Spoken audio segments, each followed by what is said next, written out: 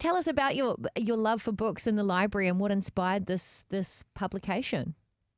Yeah, so I guess my writing journey wouldn't have happened if I wasn't a reader myself. And, we were really lucky to have libraries on our doorstep. And so I basically spent every time I could in the library. Every Saturday we were definitely there. My mum kind of used it as a babysitter. Yeah. Nice, She'd dump nice. us there on the weekend and then pick us up in the evenings. And I just loved it. So, yeah, if I hadn't been a reader, I definitely wouldn't have been a writer. Yeah. And so then tell me about that moment before we talk specifically about this book, when your love of reading became a love of writing. When did you start to see that that was an outlet that you could follow? I was pretty young, actually. I guess I was maybe around 6 or 7. Wow. So the currency in the playground was marbles and stickers.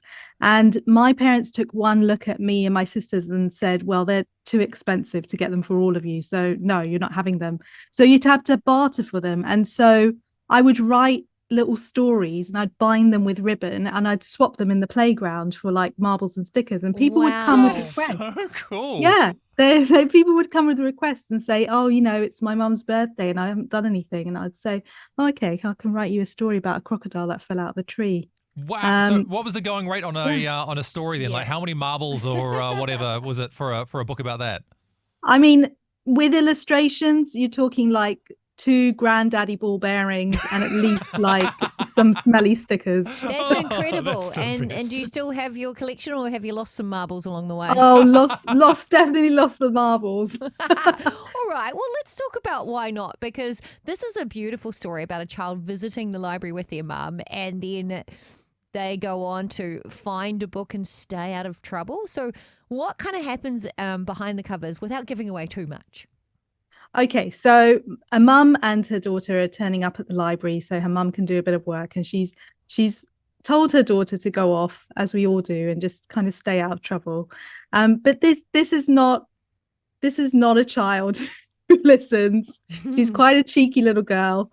And so she gets up to sort of all sorts in the library, and there's this librarian on hand offering cautionary tales to her about things that she's doing and that what they might lead to. And Ooh. it's all based on things that have actually happened in libraries. So we have bears in there, we have hawks in there, we have a snake, a 7-foot snake, Wow. a pirate ship, and a sandwich. So yeah, you have to kind of read to find out all And let these me guess, incredible. the kid responds with "Why not?" every Yes, time. there is a turn of the page on why not. I love it.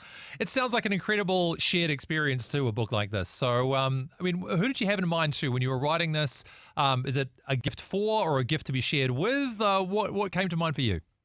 Yeah, I mean, I love picture books because they are a shared experience. And my son's 15 years old, and we still find funny picture books to share together. So Oh, I'm that's kind of great. hoping this is something shared in a classroom, something shared in families with grandparents, parents, whoever it is, and young readers. But also, I would absolutely love it if it's shared in a library, because Yeah. librarians were where it all started for me. I had brilliant librarians who'd put books aside for me so I could Oh, read great. them. And Well, that yeah, that would sounds be the dream. beautiful. And of course, if people would like to get a copy, Swapna, where can people go? Well, you can find them in bookshops, online, in libraries.